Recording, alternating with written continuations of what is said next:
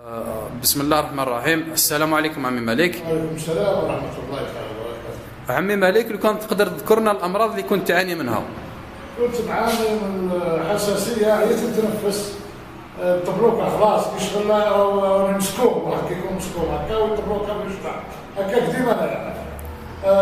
وزدت كنت نعاني من الأخر من السكر، عندي الحكة في الكلمة نعاني من السكر، لكن لما درت الأخر داويت بسوم النحل السكر راح نهائيا، والحساسيه ثاني تنحط لي 70,000 في الدنيا، لكن ما زلت ان شاء الله نواصل وتروح ديرت ان شاء الله عمي مالك.